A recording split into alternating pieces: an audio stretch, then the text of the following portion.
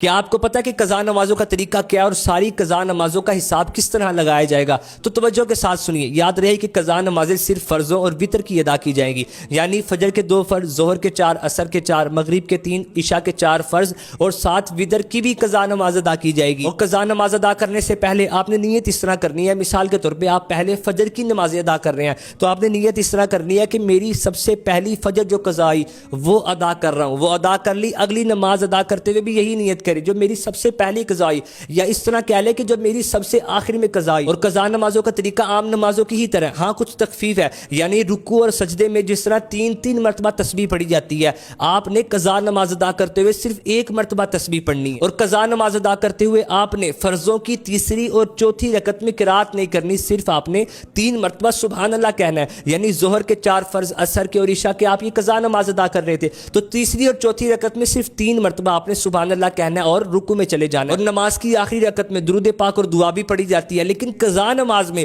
آپ نے التحیات کے بعد صرف اللہم صلی علی محمد کہہ کر سلام پھیر لینا ہے. اور ایک تخفیف یہ بھی ہے کہ وتر کی تیسری رکعت میں قرات کرنے کے بعد تکبیر قنوت اور دعائے قنوت بھی پڑھی جاتی ہے، لیکن قضا نماز ادا کرتے ہوئے آپ نے دعائے قنوت مکمل نہیں پڑھنی، صرف 3 مرتبہ اللہم اغفر لی کہہ کر آپ نے رکوع میں چلے جانا ہے. اب قضا نمازوں کا حساب کس طرح لگانا ہے؟ اپنے ذہن میں سوچیں کہ کتنے عرصے کی میری نمازیں رہتی ہے جو میں نے ادا کرنی ہے، تو ان کو ادا کرنا شروع کریں. اگر آپ کو یاد نہیں آتا تو یہ تو یاد ہوگا کہ کس عمر میں آپ بالغ ہوئے، اس کے بعد کتنے عرصے تک آپ نے نمازیں نہیں پڑھی، یا پڑھی تو ہے لیکن صحیح طریقے سے ادا نہیں کر سکے، تو ان نمازوں کو ادا کریں. اگر یہ بھی یاد نہیں کہ کس عمر میں بالغ ہوا، تو پھر لڑکا 12 سال کی عمر سے اور لڑکی احتیاطاً 9 سال کی عمر سے حساب لگائے اور پھر نمازیں ادا کرنا شروع کریں. مثال کے طور پہ آپ نے حساب لگایا تو 300 فجر کی، 300 ظہر، 300 عصر، مغرب، عشاء اور وتر، یہ نمازیں آپ کے سامنے آئی. تو جس طرح آپ کو بہتر لگتا ہے اس طرح ادا کریں. بہترین طریقہ یہ ہے کہ پہلے فجر کی ادا کر لیں،